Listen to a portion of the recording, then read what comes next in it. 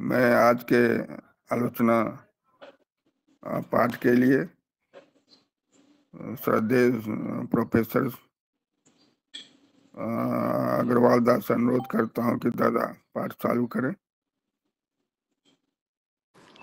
जय गुरु। आलोचना प्रसंग षष्ठ खंड, पेज 54-55, डेट 20 मार्च 1945। শ্রী শ্রী ঠাকুর প্রাতে মাতৃমন্দিরের বারান্দায় বসে আছেন। কাছে অনেকে উপস্থিত আছেন। श्री श्री ठाकुर प्रातः काल में मातृमंदिर के बरामदा में बैठे हुए हैं। निकट बहुत कोई उपस्थित है। ময়মনসিংহ জেলা থেকে আগত একটি যুবক জিজ্ঞাসা করলেন, ठाकुर আমি কি করব? मयमनसिंह जिला से आए हुए एक युवक ने ठाकुर जी से प्रश्न पूछा कि ठाकुर मैं क्या करूंगा? श्री श्री ठाकुर तोर की भालो लागे? श्री श्री ठाकुर जी ने प्रश्न पूछा, तुझे क्या अच्छा लगता है? যুবক, কি ভালো লাগে তা বুঝতে পারি না। मैट्रिक पास করার পর বাড়িতে বসে আছি। युवक ने जवाब देते हुए कहा, क्या अच्छा लगता है ये समझ नहीं पाता हूं। मैट्रिक पास करके घर में ही बैठा हूं। বাবা পড়াশোনা করতে বলেছিলেন, তা ভালো লাগে না, তাই পড়িনি। पिताजी कहते कि आगे पढ़ाई करने के लिए, लेकिन पढ़ाई अच्छी नहीं लगती, इसलिए नहीं की। আমরা বৈশ্য, জমাজমি, ব্যবসা ইত্যাদি আছে। हम वैश्य हैं, जमीन जायदाद, व्यापार आदि सब है। বাবা বলেন, না পড়িস তো ওইসব দেখ, ও কাজও মনে ধরে না। ওই পরিবেশের মধ্যে থাকলে মানুষ যেন দিন দিন পয়সা ছাড়া আর কিছু চেনে না। लेकिन ये काम, इसमें भी मुझे मन नहीं भाता है। उस माहौल में रहते हुए लगता है लोग पैसे के अलावा और कुछ नहीं पहचानते।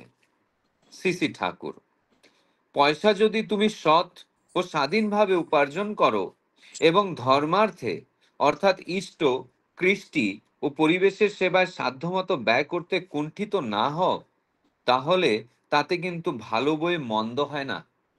श्री श्री ठाकुर जी उस युवक से कहने लगे, अगर तुम पैसा ईमानदारी और स्वतंत्र रूप से कमाओ और उसे धर्मार्थ अर्थात इष्ट, कृष्टि और परिवेश की सेवा में अपनी सामर्थ्य के अनुसार खर्च करने में संकोच न करो, तो उसमें कुछ भी बुरा नहीं है। বৈশ্যের ছেলে পয়সা তো কামাই করাই লাগে, তোমরাই তো রসদদার, তোমরাই তো যোগানদার। वैश्य का बेटे हो तुम्हें कमाना ही पड़ेगा। तुम लोग ही तो रसददाता और आपूर्ति करने वाले हो। তোমরা যদি উচ্ছল না হয়ে ওঠো তাহলে চলবে কি করে? अगर तुम उच्छल ना हो उठोगे तो काम कैसे बनेगा? আর তা ইনস্টিংক্টিভ, সহজাত রকমের হওয়াই ভালো। और ये काम इंस्टिंक्टिव यानी के सहजात रूप से होना ही अच्छा है। লেখাপড়া শিখে বাপ বড় বাপের কাজকে কখনো ঘৃণা করতে নেই। पढ़ाई लिखाई करके अपने पिता और पितामह के काम को कभी भी तुच्छ नहीं समझना चाहिए। তার মধ্যে যদি কৃষ্টি বিরোধী ধাঁচ ঢুকে থাকে তা বরং রিফর্ম, সংস্কার করা ভালো। ठाकुर जी और कहें, यदि उसमें संस्कृति विरोधी कोई तरीका या दोष आ गया है तो उसका सुधार, रिफॉर्म करना चाहिए। বর্ণগত সৎ ও স্বাধীন বৃত্তিকে যারা শ্রদ্ধা করতে পারে না তাদের কিন্তু গোলামি করা ছাড়া আর পথ থাকে না। जो लोग अपने वर्ण के अनुसार सच्चे और स्वतंत्र भाव से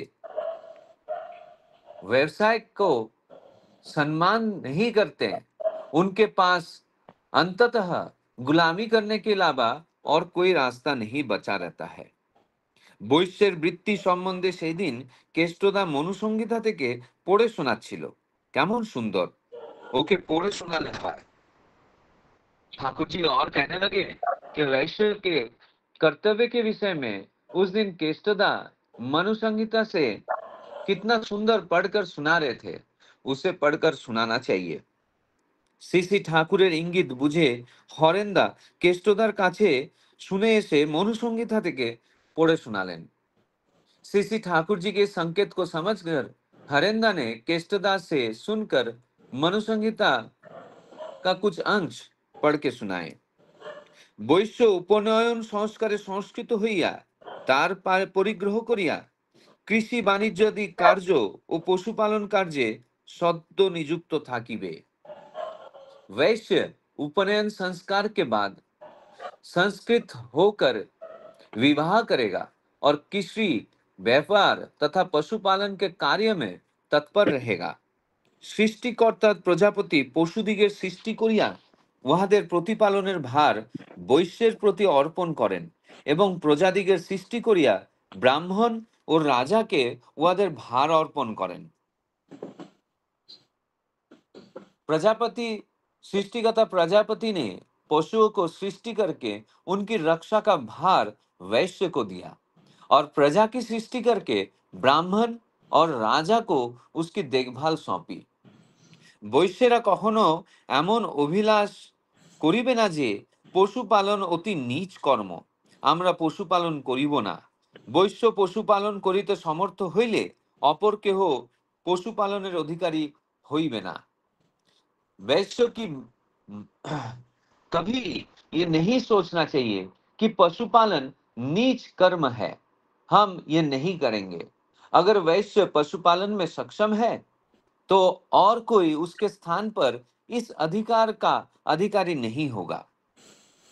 বৈশ্য মণি, মুক্তা, প্রবাল, সুবর্ণাদি, বস্ত্র, কুমকুমাদি, গন্ধদ্রব্য, লবণাদি রস এই সকল দ্রব্যের মূল্য ও ভালোমন্দ বিষয়ে অভিজ্ঞতা লাভ করিবে।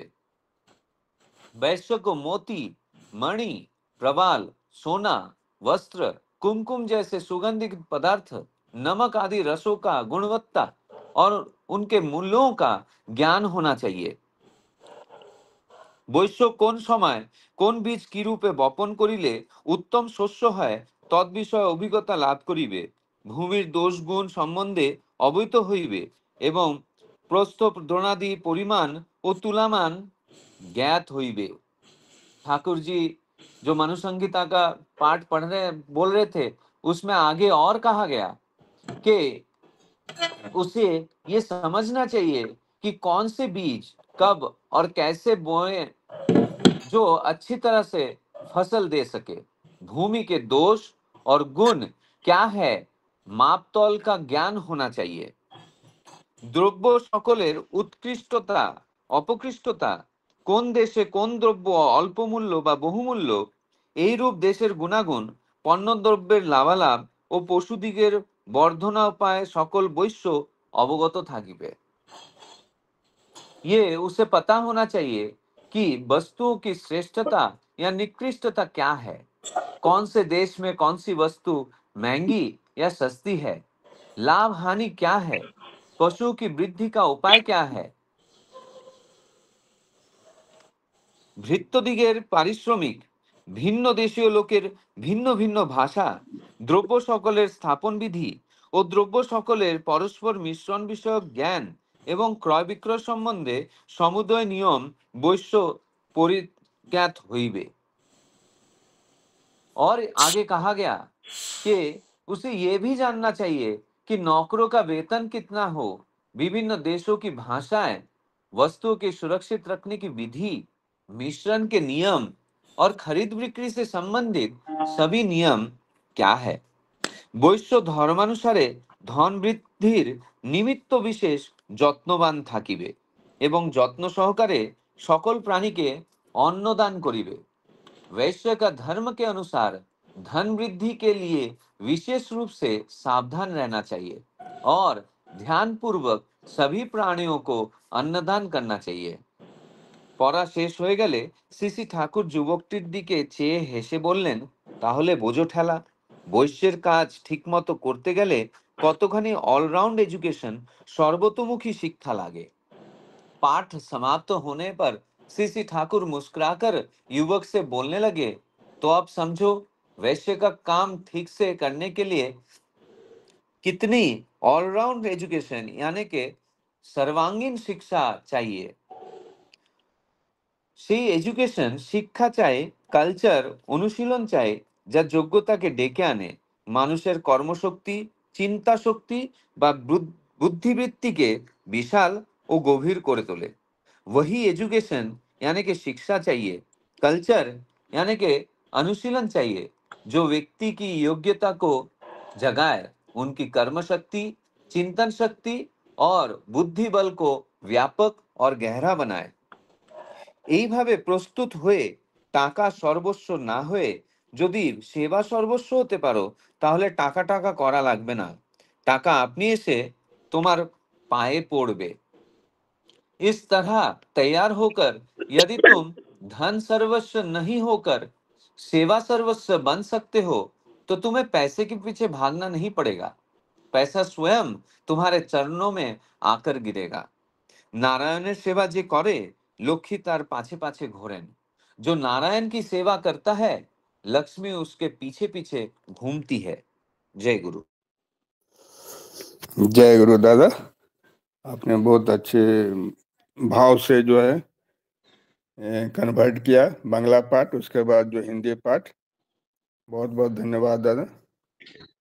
ये बहुत बड़ा प्रसंग आज का, तो भी मैं कुछ इम्पोर्टेंट पॉइंट्स बोल देता हूँ। एक युवक ठाकुर जी के पास आए हैं, वो मैट्रिक पास किया हुआ है, उसको पढ़ाई में मन नहीं लगता है। तो उसके पिताजी बोलते हैं कि ठीक है वो वैश्य है, तो तुम जो अपना व्यापार संभालो। तो उसको उसमें भी मन नहीं लगता है। वो बोलता है कि वो बिजनेस में सिर्फ पैसे के अलावा कुछ जानता ही नहीं। उस पर से ठाकुर जी जो बोल रहे हैं कि ईमानदारी और स्वतंत्र रूप से कमाते हो और धर्म के लिए यानी इष्ट और संस्कृति और परिवेश की सेवा में अपनी सामर्थ्य के अनुसार खर्च करने में संकोच नहीं करते, तो उसमें बुरा कुछ नहीं है, बल्कि अच्छा ही है ना। और वैश्य का बेटा है तो पैसा तो कमाना ही पड़ेगा। तो इसके बाद जो है ठाकुर जी जो है वो बोलते हैं, बहुत इंपॉर्टेंट पॉइंट है, पढ़ाई करके बेटा कभी भी अपने पिता या पुरखों के काम को तुच्छ नहीं समझना चाहिए, और उसमें कुछ संस्कृति विरोधी झुकाव आ गया हो तो उसे सुधारना बेहतर होता है। और जो लोग जातिगत ईमानदार और स्वतंत्र आजीविका का सम्मान नहीं कर सकते, उन्हें गुलामी के अलावा और कोई रास्ता नहीं बचता, है ना। तो इसके बाद जो ठाकुर जी जो है कुछ मनु संहिता को पढ़कर सुनाने बोलते हैं। तो मनु संहिता में जो बात लिखी हुई है उसमें जो है वैश्य का क्या क्या गुण धर्म है, वो सभी बातें बहुत डिटेल में यहाँ पर दिया हुआ है ना। तो वैश्य का जो गुण धर्म है उसमें बहुत सारा काम आ जाता है। पशुपालन है, उसमें वो दक्ष होना है, और वैश्य को जो है मणि मोती प्रवाल सोना ये सबको जो है पहचानना आना चाहिए। उसकी गुणवत्ता और मूल्य की परख होनी चाहिए। उसे यह भी जानना है कौन सा चीज कैसे बोने पर उत्तम फसल होती है, भूमि के दोष और गुण क्या हैं, ये सभी बहुत सारा डिटेल है यहाँ पे।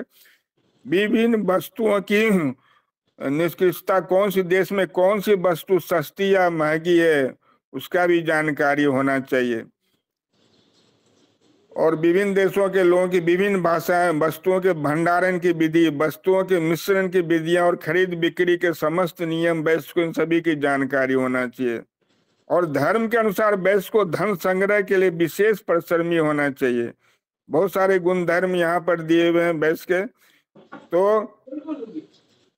और बोले हैं कि एक वैश्य का कार्य सही ढंग से करने के लिए कितनी व्यापक और सर्वांगीण शिक्षा, माने शिक्षा भी उस तरह से होना चाहिए। वैश्य को अपने जो धर्म पालन के लिए, वैशिष्ट पालन के लिए किस तरह की शिक्षा, वो ठाकुर जी बोले कि उस तरह की शिक्षा देना चाहिए, और जिससे व्यक्तित्व का सुधार हो। और यहाँ पर बोले और पैसा ही सब कुछ की जगह सेवा की सर्वस्व हो सके, है ना। पैसे की जगह सेवा भी होना चाहिए, और तुम्हें पैसे के पीछे भागने की जरूरत नहीं पड़ेगी, पैसा खुद आकर तुम्हारे चरणों में लौटेगा। और लास्ट में बहुत इंपॉर्टेंट है, जो व्यक्ति ईश्वर की सेवा करता है, लक्ष्मी उसके पीछे पीछे चलती है। तो ये सब पॉइंट्स हैं। तो मैं आज के जो प्रमुख आलोचक हैं, प्रथम आलोचक हैं श्रद्धेय प्रोफेसर सूरज अग्रवाल का, उनसे अनुरोध करता हूँ कि दादा आज के आलोच विषय पर प्रकाश डालें। जय गुरु। आज जो विषय है ये मुझसे तो बहुत ज्यादा मैं खुद को रिलेट कर पा रहा हूँ, क्योंकि वैश्य होने के नाते ठाकुर जी यहाँ पे जो भी कुछ बोले हैं डायरेक्टली ये मेरे लिए बहुत बड़ा एक मार्गदर्शन है। हम मारवाड़ियों में एक कहावत है कि जहां पहुंचे ना बैलगाड़ी वहां पहुंच जाए मारवाड़ी, और फिर लेके आए रेलगाड़ी। तो ये बात जो है ठाकुर जी यहाँ पे जो बात बोल रहे हैं, तो ये जो हमारे मारवाड़ियों में जो कहावत है ये बहुत अच्छी तरह से मुझे समझ में आ रहा है कि वैश्य जो होते हैं वो समाज को और उनके गुणवत्ता को प्रतिष्ठित करने के लिए तत्पर रहना चाहिए। और जो जो क्वालिटीज मनु संहिता में बोला गया है और लास्ट में जो ठाकुर जी बोल रहे हैं कि ऑलराउंड एजुकेशन ये कितनी जरूरी है वैश्य लोगों के लिए। तो जब वो युवक जो है उसने जब ठाकुर जी से पूछा कि मुझे क्या करना है, he was at the state of mind जहां पे उसको ये समझ में नहीं आ रहा था कि उसे क्या करना चाहिए। तो ठाकुर जी ने सबसे पहला जो प्रश्न पूछा कि तोर की भालो लगे, मतलब तुम्हें क्या अच्छा लगता है। मैं ये चीज हमेशा मैं बिलीव करता हूं कि बाय चॉइस क्या है और बाय चांस क्या है। कोई एक चीज अगर मैं बाय चांस कर रहा हूं तो मैं कितना भी उसमें मन लगा लूं, कितना भी मैं उसमें कोशिश कर लूं, मैं उसमें मेरा 100% नहीं दे पाऊंगा, क्योंकि वो मेरे मन के हिसाब से नहीं है। लेकिन कोई चीज अगर बाय चॉइस है कि मुझे ये पसंद है, ये करना मुझे अच्छा लगता है, तो जाने अनजाने में मैं मेरा 100% उसमें दे देता हूँ, क्योंकि वो करते हुए मुझे बहुत आनंद मिलता है। मैं उस काम को एंजॉय करता हूँ, कंटिन्यूअसली एंजॉय करता हूँ, और इसके वजह से मुझे थकान भी नहीं आती है। जो ठाकुर जी यहाँ पे पूछे कि तुझे क्या अच्छा लगता है, तो युवक ने कहा कि मुझे ये समझ में नहीं आता कि मुझे क्या अच्छा लगता है, क्योंकि मैट्रिक मैट्रिक के हिसाब से मेरे ख्याल से 10th पास होने के बाद वो घर पे बैठा हुआ है, जहां पे उसके पिताजी का बहुत बड़ा एक बिजनेस है, जमीन जायदाद है।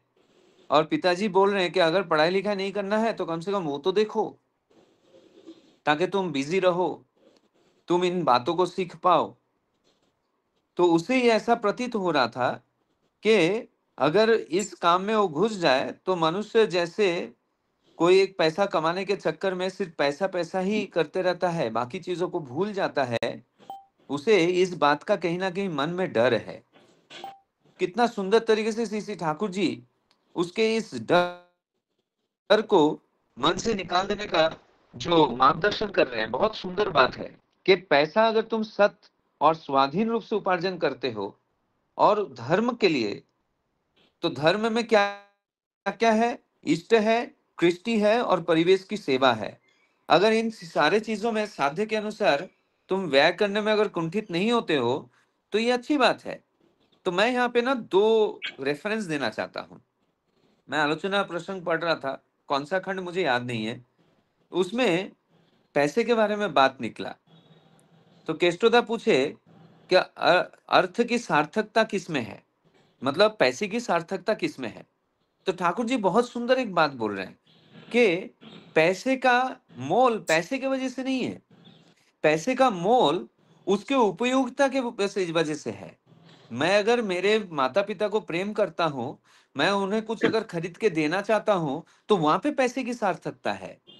या फिर मैं मेरे बच्चे को प्रेम करता हूं, मेरे बच्चे को जो पसंद है उसके उस पसंद को पूर्ति करने के लिए जब मैं वो पैसा कमा कर खर्चा करके मैं खरीद रहा हूं कुछ, और उससे उस बच्चे को मैं खुश कर रहा हूं, तब उस पैसे की सार्थकता है।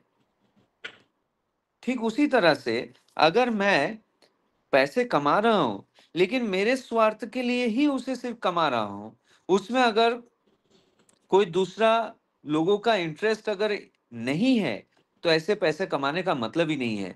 आज देखिए जितने भी कंपनीज है, दो में फॉर्मूले में उन लोग बिलीव करते हैं, एक प्रॉफिट मैक्सिमाइजेशन और दूसरा वेल्थ मैक्सिमाइजेशन। हमारे कॉमर्स में ये पढ़ाया जाता है कि वेल्थ मैक्सिमाइजेशन जब तक नहीं होगा तब तक कंपनी का प्रॉफिट मैक्सिमाइजेशन नहीं होगा। What is wealth maximisation?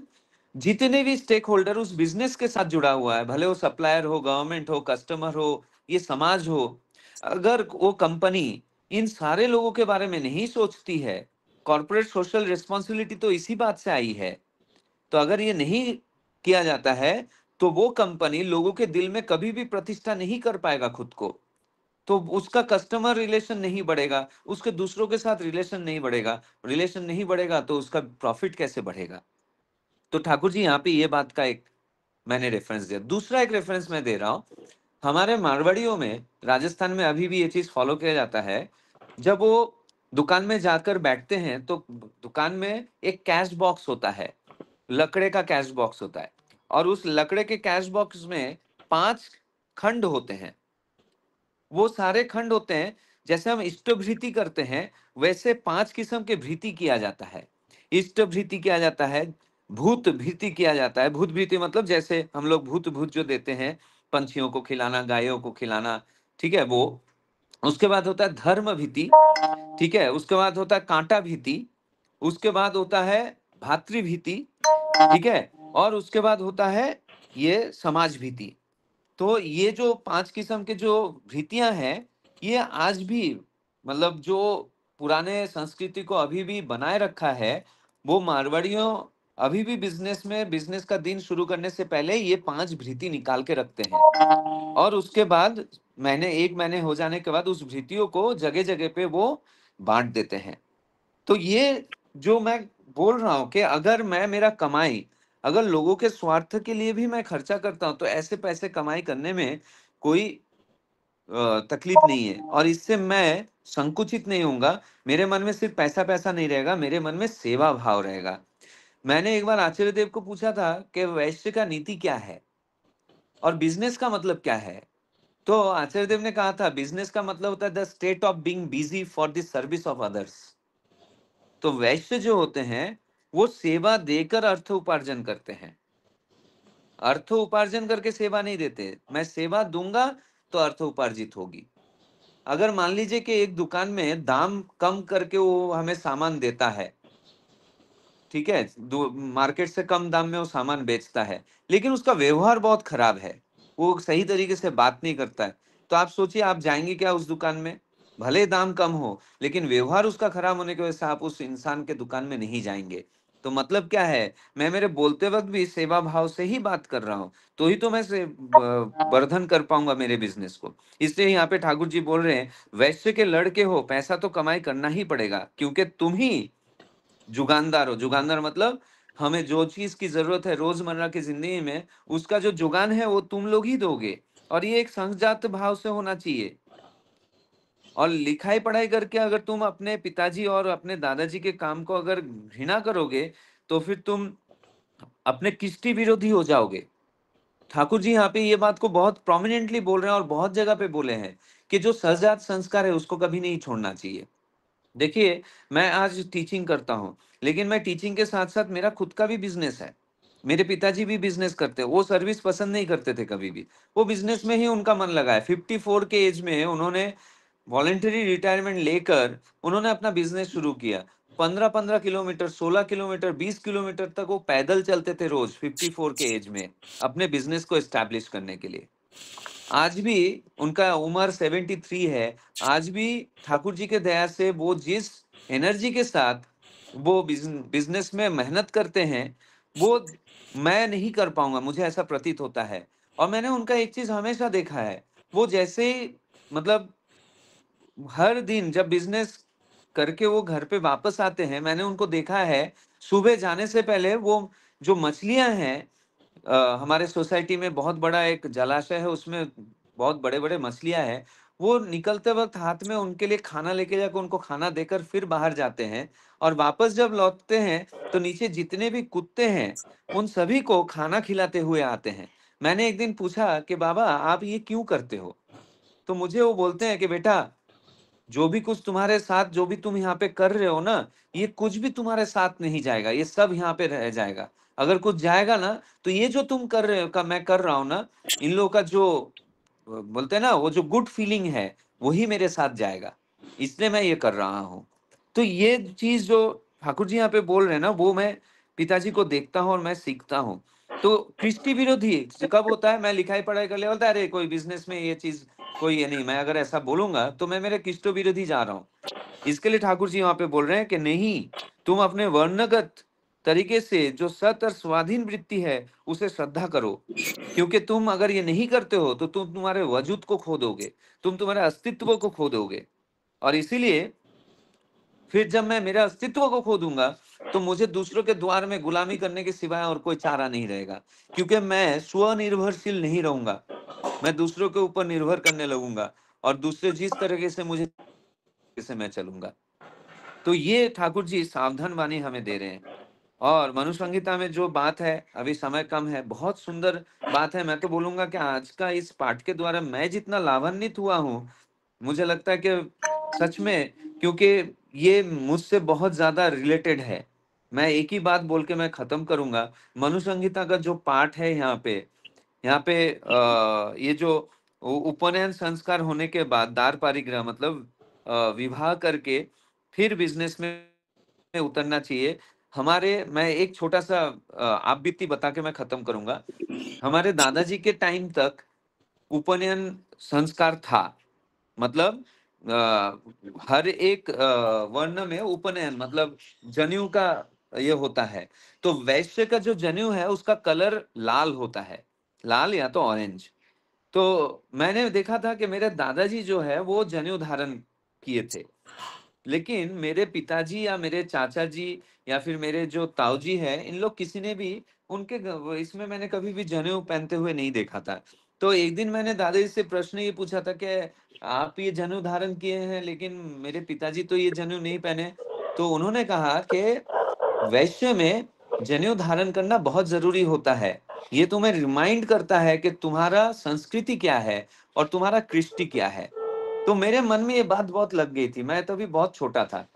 तो जब मैं 10th पास हो गया था, उसके बाद 12th पास हो गया था, उसके बाद मैंने आचार्य देव को जाके कहा था, तत्कालीन आचार्य देव सीसी दादा को, कि मुझे जनेऊ धारण करना है। मैंने सामने से कहा था, और उस टाइम में ना मेरे माता जी का तबीयत बहुत खराब था। तो तभी उन्होंने गुरु किंकरदा को बुला के बोले थे कि ए, इसका उपनयन करना है, वैश्य के हिसाब से उपनयन करना है, तो तुम सारा इनका इंतजाम करो।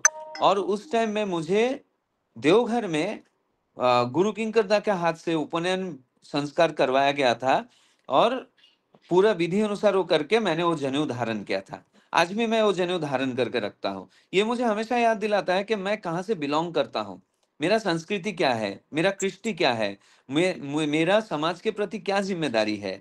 तो ये बहुत जरूरी होता है। मनु संहिता की इन सारे बातों को पढ़ के मुझे ऐसा लगा कि अगर मैं ये सारे चीजें अगर मैं करता हूँ तो मुझे मेरे उन्नयन के लिए सोचने की जरूरत नहीं है। जो यहाँ पे बोले ना कि नारायण की सेवा, नारायण मतलब कौन? नर नारायण मतलब ये लोगों की सेवा करने से मुझे वो लक्ष्मी के पीछे नहीं भागना होगा। इसलिए तो ठाकुर जी बोले हैं कि टाका अपन मानुष अपन टाका पर যত पारिस मानुष धर। कि मैं मनुष्य को अगर पकड़ूंगा, मतलब मनुष्य की सेवा अगर करूंगा, तो पैसे अपने आप आएंगे, हर एक पॉकेट मेरा बैंक बन जाएगा।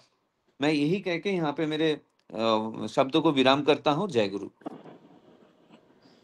जय गुरु दादा, आपने बहुत सीमित समय में बहुत सारे बातें जो आज जो का आलो उस पर प्रकाश डाला है दादा।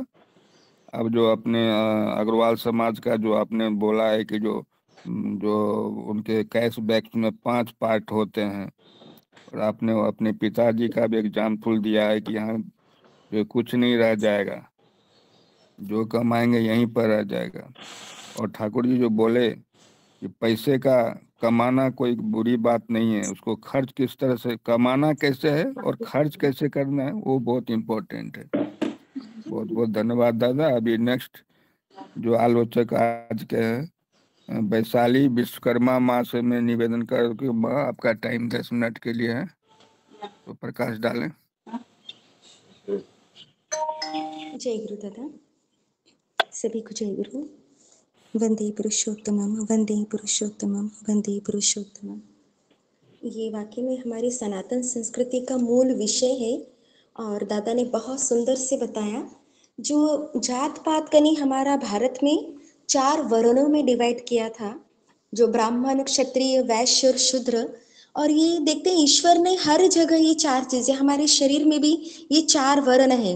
जो मस्तिष्क है वो ब्राह्मण का काम करता है और जो हमारी भुजा है वो क्षत्रिय का काम करती है। तो इस तरह से, और जो उदर है हमारा वो वैश्य का कार्य करता है। और उसकी पूर्ति करने के लिए भी यही 4 वर्ण पूरी समाज व्यवस्था में बनाए गए हैं। और एक वर्ण, एक व्यक्ति जो भी कार्य अपने संस्कार के अनुसार वर्ण के अनुसार करता है, वो केवल खुद के लिए नहीं होता है बल्कि वो पूरे समाज के लिए होता है।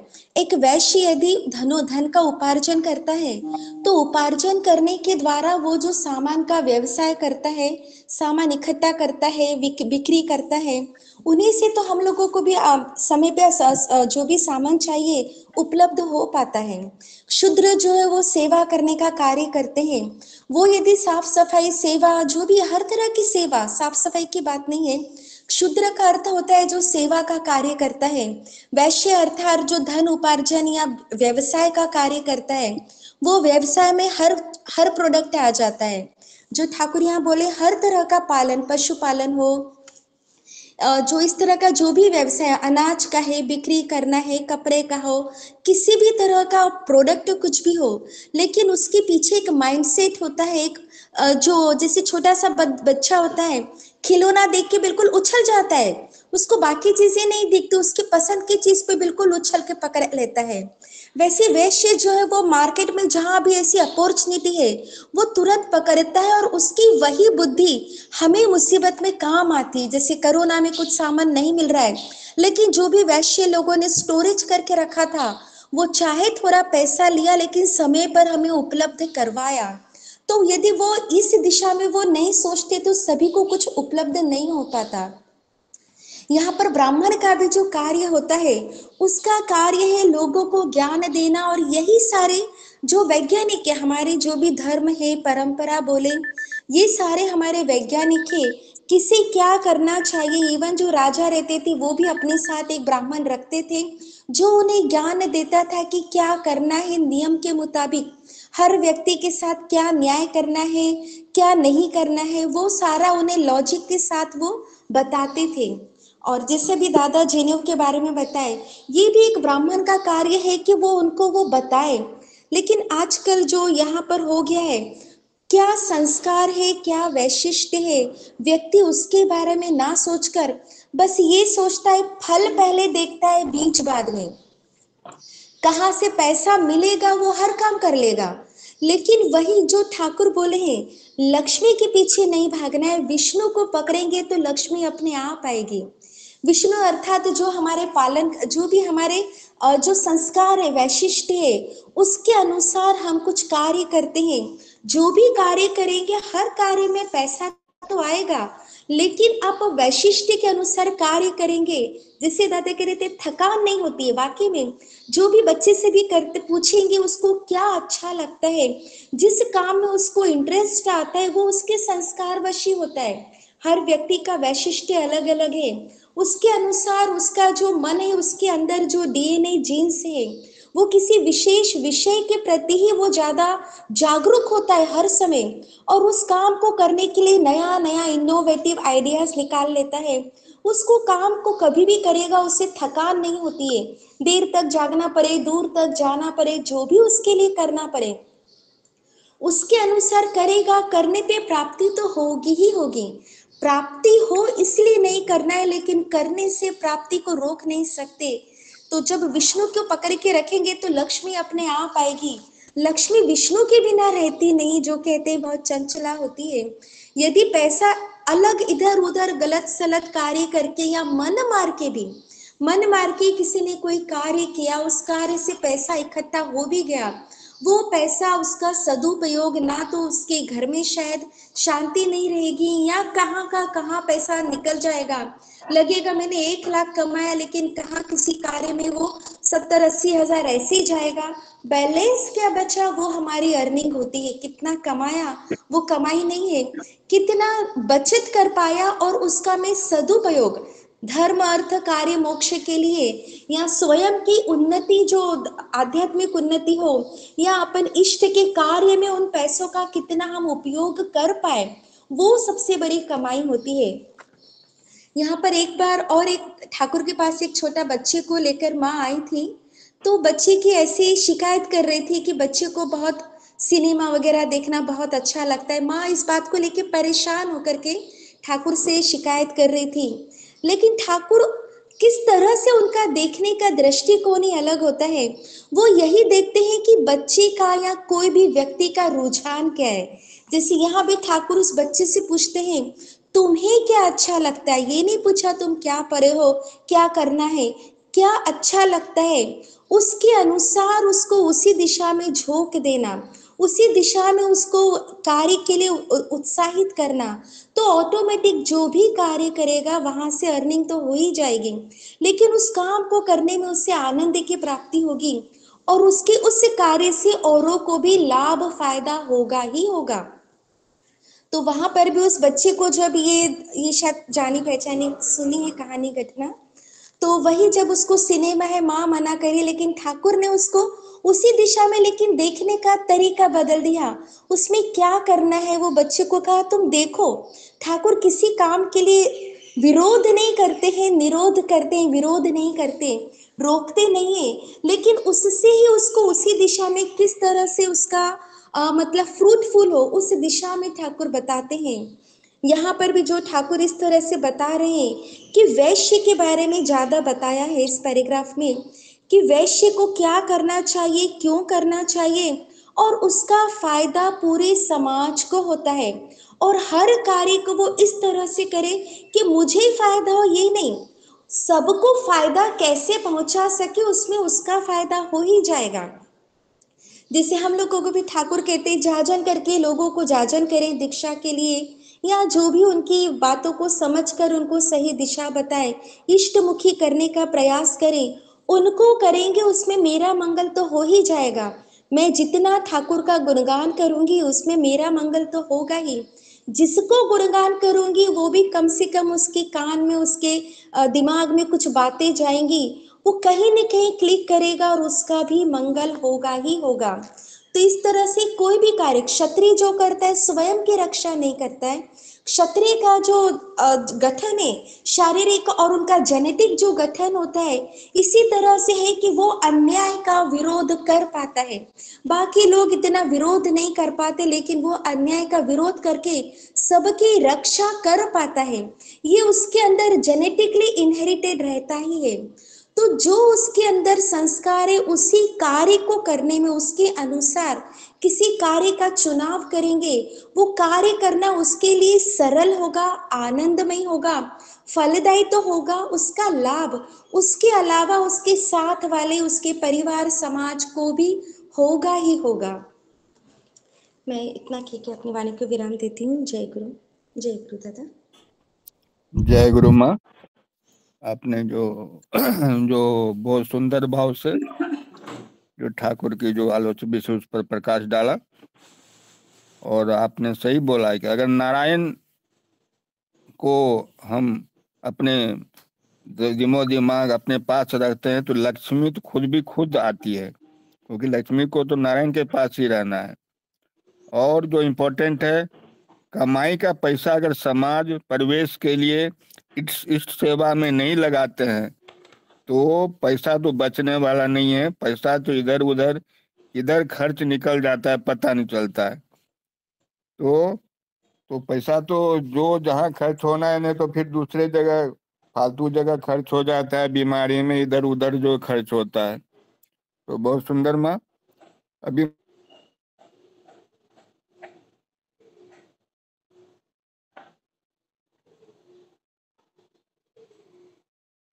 आवाज नहीं आ रहा है। एक सेकेंड।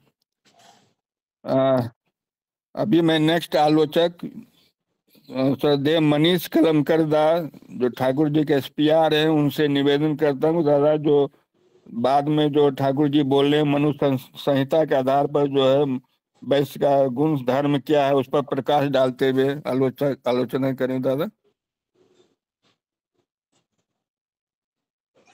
दादा जय गुरु। वंदे पुरुषोत्तमम वंदे पुरुषोत्तमम वंदे पुरुषोत्तमम। आज का जो विषय वस्तु है बहुत ही सुंदर। ये एक जो लड़का ठाकुर जी के पास आकर के कुछ निवेदन कर रहा है और उसके बाद उसको बेस करके जो कितनी सारी बातें हुई, तो ये आइडेंटिकल है। एक लड़का जो प्रश्न पूछा बात वो नहीं है, लेकिन ठाकुर जी ने उसके ऊपर क्या बोला वो मतलब this is for all time. ये जैसे कल भी एप्लीकेबल था, आज भी एप्लीकेबल है और आज से 1000 साल 10,000 साल तक ये बातें जो है वो एप्लीकेबल रहेंगी। तो ये एक देखने वाली बात है। ठाकुर जी जो मनुस्मृति का जो रेफरेंस दिए, मनुस्मृति मंगवाए, यहाँ पर ठाकुर जी बोल रहे, ठाकुर जी के संकेत को समझकर हरेंद्र दा केष्टदा से सुनकर मनुस्मृति से पढ़कर सुनाने लगे। तो ये जो बात है तो ये हमारे लिए भी किस तरह से एप्लीकेबल हो सकता है। जैसे हम किसी को याचन करते हैं, किसी के साथ कोई बातचीत करते हैं, तो हम अगर रेफरेंस देते हैं तो वो जो बात है वो ऑथेंटिकेट हो जाती है, उसका एक वेटेज हो जाता है। अभी 2 दिन पहले मैं किसी को जाजन कर रहा था, तो वो व्यक्ति जो है उनका घर पश्चिमी यूपी में, मतलब ये जो भगवान कृष्ण का जो जन्म स्थान है तो उसके आसपास का वो व्यक्ति है। तो उसको मैंने क्या किया, यूट्यूब से इससे मतलब नेट से यदा यदा ही धर्मस्य ग्लानिर्भवति भारत, ये जो श्लोक है उसको मैंने दिखाया कि तुम पढ़ो। तो उसने वो पढ़ने के बाद में फिर हिंदी वर्जन पढ़ने के बाद में फिर मैंने कहा कि क्या आप कृष्ण भगवान को मानते हो? हाँ बिल्कुल मानता हूँ। तो उनकी बातों को भी मानेंगे? हाँ। तो वो जब खुद बोले हैं कि मैं बार बार आऊंगा, तो वो क्या झूठ तो नहीं बोले वो? हाँ बराबर। तो मैंने कहा वो आए हैं और वो व्यक्ति दीक्षा लिया हुआ है, कभी किसी समय उसका दीक्षा हुआ था, लेकिन अभी कुछ नहीं करता है। तो वो याजन के समय में मैंने वो रेफरेंस दिया कि इसी तरह से ठाकुर जी ने मनु संहिता का रेफरेंस दिया है यहाँ पर। तो उसमें बहुत सारी बातें हैं, जो पशुपालन की बातें हैं और मतलब बिजनेस रिलेटेड बहुत सारी बातें हैं। ठाकुर जी सत्यानुसरण में एक बात बोले हैं, वो है कि धनी बनो, धनी हो क्षति नहीं, किंतु दीन एवं दाता बनो। तो धनवान होने में कोई प्रॉब्लम नहीं है, लेकिन हमें दीन एवं दीन का मतलब है कि नम्र विनम्र रहना, और दाता मतलब डोनर, हमेशा हाथ जो है वो देने की पोजीशन में होना चाहिए, लेने की पोजीशन में नहीं। तो यहाँ मैं एक्शन करके नहीं दिखाऊंगा, लेकिन आप समझ जाएंगे कि लेने के लिए समय हाथ कैसा होता है, देने के समय हाथ कैसा होता है। तो हमारा, मैं अभी जब देवघर गया था तो पूजनीय सिपाही देव के पास में कुछ निवेदन किया था, तो उस समय वो बोले थे मुझे कि हाथ हमेशा देने की, मतलब वो करके दिखाए, हाथ हमेशा तुम्हारा देने की स्थिति में होना चाहिए, लेने की स्थिति में नहीं। तो ये एक महत्वपूर्ण बात यहाँ पर जो मतलब मनु संहिता में भी आई है और ठाकुर जी भी इस बात को उजागर किए। और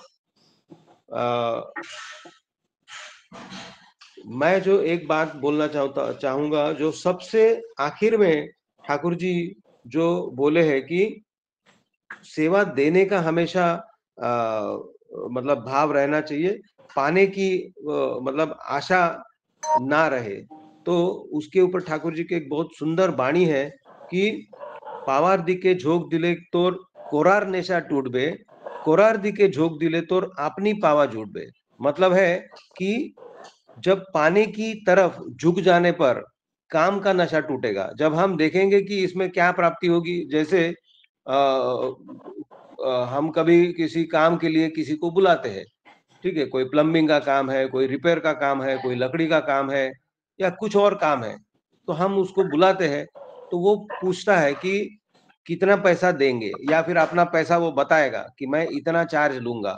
और हम वहां पर अगर मतलब एग्रीमेंट नहीं होता है तो फिर वो चला जाता है।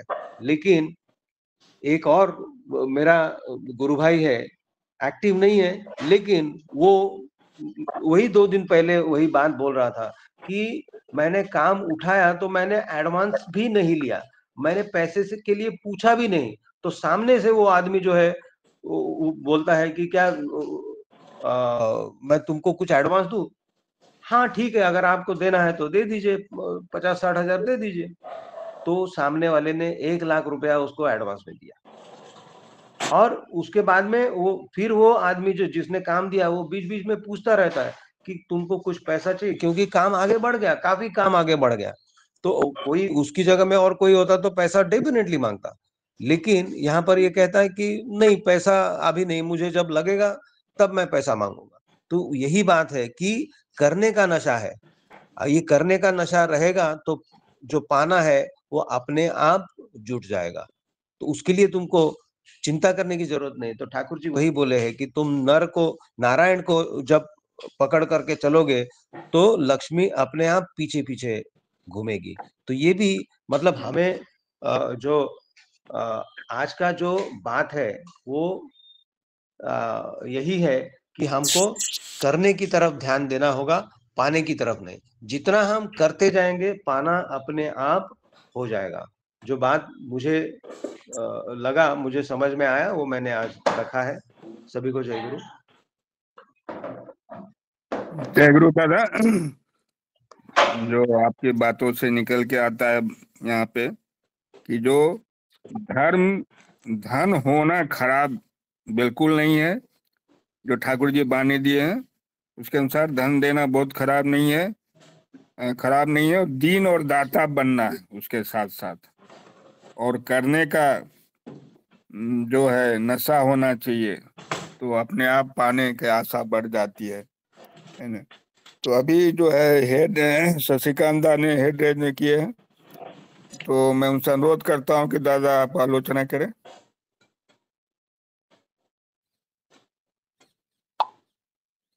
जय गुरु। यहाँ पर जो हम दिल्ली आलोचना कर रहे हैं, आज तो सुंदर भाव से आलोचना हुआ है और एवरीडे भी हम लोग आलोचना करते आ रहे हैं, किस दिन बंद भी नहीं होता है।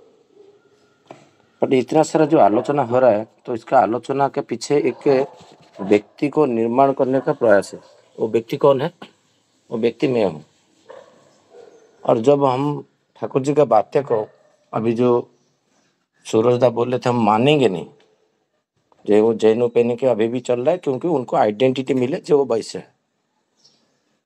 अभी मुझे जो ठाकुर जी का बातें मैं सुन रहा हूँ दैनंदिन जीवन में, 8 से 4 साल से सुन रहा हूँ, मैं कितना जो मेरे हाथ से हो पाएगा मैं कर रहा हूँ। जब तक मैं नहीं करूँगा तो फिर वो अनुशीलन व चरित्र में आएगा नहीं, तो फिर हमारा कोई भी आनंद में सहायक नहीं होगा, ना हम शांति में रहेंगे, ना हम आगे बढ़ पाएंगे। आलोचना हम कर लिए तो हम क्या हुआ, एक जस्ट उच्चारण किए, जो ये बोला गया है, अच्छा सुर में बोल लिए तो अच्छा लगता है, बट उससे किसी का भी फायदा नहीं होगा, ना खुद का फायदा होगा। मेरा कहने का ये रीजन है, श्री ठाकुर जी आकुल वेग से बोल रहे हैं, कृष्णदा जो मनु संहिता प्रत्येक घर पे रहना चाहिए। उस दिन भी मैं इतना जोर से बोला, कितना लोग ऑर्डर किए होंगे आपके हिसाब से? तो कन्वर्जन किया जाए, 1% भी नहीं किए होंगे। मुझे 2-3 लोग का फोन आया था, मैं इनको रेफरेंस दिया, वो खरीदे कि नहीं मुझे पता नहीं। और ठाकुर जी के बाद जो मैं उस दिन सुना, मैं भी सिहरन उठा कि ठाकुर जी की एक बात तो सुनो, उसको बोलते हैं उच्चारण। मतलब ठाकुर जी ऐसा बोले हैं तो उससे क्या फायदा होगा? आचरण नहीं है। कल मैं जयंता से बात कर रहा था, एक वीडियो क्लिप मुझे भेजे, बोले तुम शशि थोड़ा सुनो तो। मैं सुन के उनको एक लिख के दिया, बोला तुम मैंने परफेक्टली सुने जो मैं क्या बोलना चाहता हूँ। जो हमारा अनुशीलन, हमारा इष्ट बुद्धि, हमारा चाल चलन एक तरफ, और हम जो उच्चारण है वो अभी उच्चारण में सब लोग आगे। मनुष्य संहिता का रेफरेंस दे रहे हैं। कितना लोग मनुष्य संहिता खुले हैं अभी? जो ठाकुर जी गलत बोल रहे हैं कि सही बोल रहे हैं, मैं कैसे चेक करूं? मैं तो सारे वाक्य को बोलता हूँ, ठाकुर जी को चेक करना चाहता हूँ। कहाँ से चेक करूं? मेरे पास तो मनुष्य संहिता वही नहीं है, बुक नहीं है, मैं चेक करूँ कहाँ से? मैं सुन के बता रहा हूँ आपको मनुष्य संहिता का बात है, क्योंकि मैं जो जहाँ से रेफरेंस मिलता है बुक्स का, वो बुक्स खरीदता हूँ। मेरा महीना में 2-4 बुक्स मेरा घर पे डिलीवरी होता है। मैं पढ़ता हूँ कितना, वो डिपेंडेंट नहीं है, बट ठाकुर जी बोले तो मुझे खरीदना पड़ेगा। रामायण रामचरितमानस बोले प्रत्येक घर पे रहना, तो खरीद के रखा, पढ़ेगा नहीं पढ़े, बट ठाकुर जी का एक बात तो रखा, इसके बाद तो पढ़ना आएगा। जब तक खरीदो नहीं तो पढ़ूंगा क्या? रेफरेंस मिलेगा कहाँ से? ये है चैप्टर नंबर 1 वॉल्यूम 1 प्रथम अध्याय का। उसमें वैश्य का कर्म बताया गया है। पशुनांग रक्षणं दान विद्यांग अध्ययनं में च बणि पथं कृषिदं च वैश्यस्य कृषि में च। ये है श्लोक नंबर 90। आप खाली मनुष्यता खरीदे। मैं एक क्वेश्चन काफी दिन से ऋतिक दादा पूछा, करीबन 10 ऋतिक दादा पूछा, ये ठाकुर फैमिली में गाजर क्यों नहीं खाते? तो मुझे परसों ही मुझे मनुष्य संहिता से मिला, मैं मिश्र दादा को भेजा हूँ। वो टॉपिक में नहीं जाता हूँ। मतलब ठाकुर जी पूरा मनुष्य संहिता को बहुत जगह में कॉपी करके पेस्ट किया। तो जब तक मनुष्य संहिता आपके पास नहीं है तो ठाकुर जी का बातों को आप रिलेट नहीं कर पाओगे, क्योंकि उसमें क्या पढ़ाया गया तो लिखा नहीं ना। अभी वो जो बोले ना, जे मनुष्य संहिता ला के पढ़े, क्या पढ़े लिखा नहीं ना वहां पर, तो क्या आप कैसे पता चलेगा क्या पढ़े? इसलिए आपको जरूरी है, ठाकुर जी बोले जब मेरा रेफरेंस ले तुम वो बुक्स खरीदो।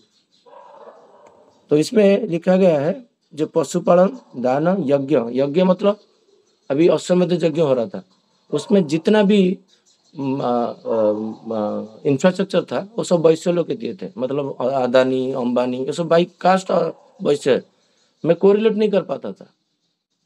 जब मनुष्य संहिता पढ़ा तो तब पता चला, क्योंकि वैश्य को ईर्ष्या क्यों करता है ब्राह्मण?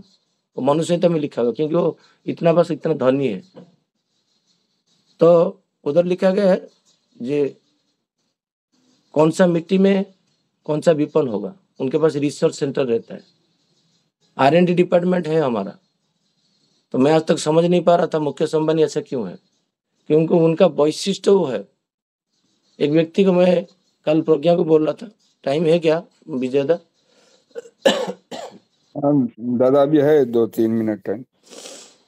एक्चुअली क्या है ना, टॉपिक पे रह के बातें करेंगे ना, पूरा ठाकुर जी जो बोले हैं लाइन बाई लाइन, आज तो मैं देखता था बहुत सारा लाइन है ठाकुर जी बोले, तो मैं पॉइंट करूँगा। मेरा टाइम नहीं हो रहा इसलिए मैं पॉइंट पहले से नहीं कर पा रहा था।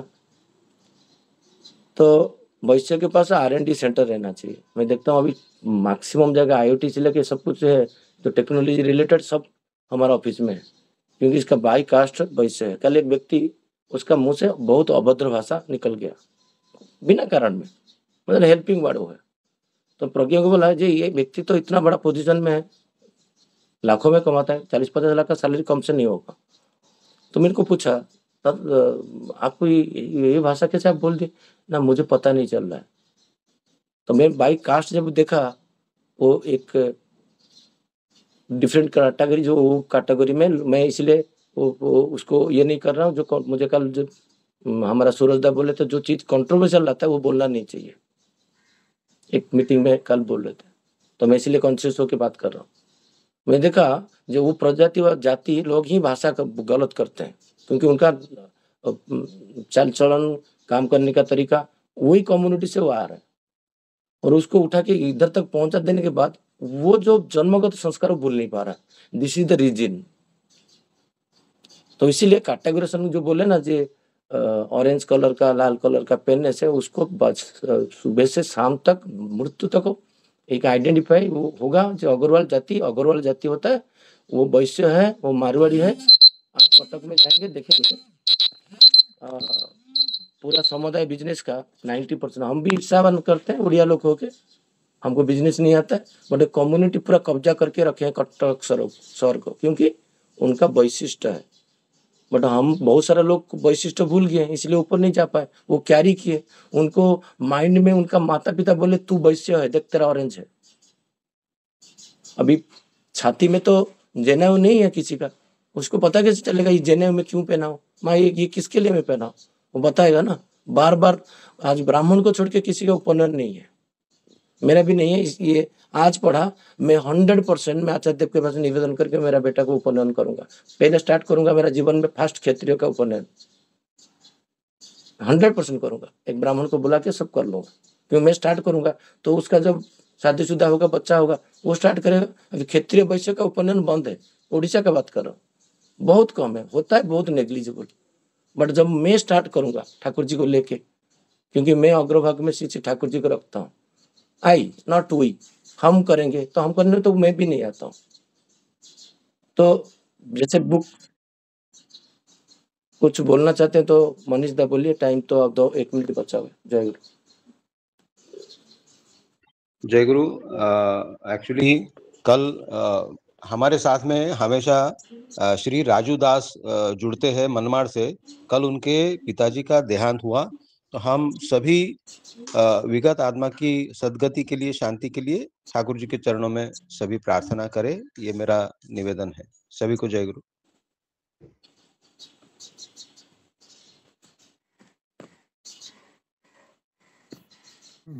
जय गुरु दादा। सभी दादा माँ को जय गुरु। हेलो। हाँ, तो आज के जो है अभी तो टाइम है 1 मिनट, तो शशिकांत दा जो नहीं, मेरा concluding- जो अपील था, जब ठाकुर हाँ, जी हाँ, का जो बोलिए इच्छा दादा। है ना, ठाकुर जी का इच्छा को पूर्ण करना हमारा काम है।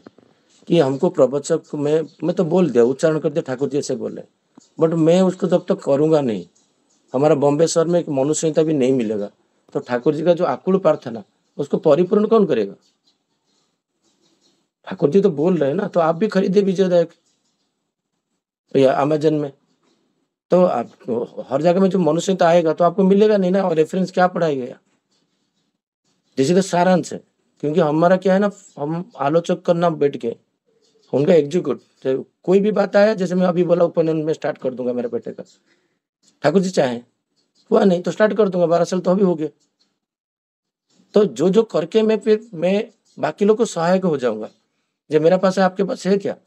जब तक मेरा पास नहीं है मनुष्य, तो मैं आपको इंस्पायर कर पाऊंगा कि आप खरीदो? कभी नहीं, मन नहीं करेगा। ये एसेंस है, और जितना भी तात्विक बातें करो उसका कोई मूल्य नहीं रहता है।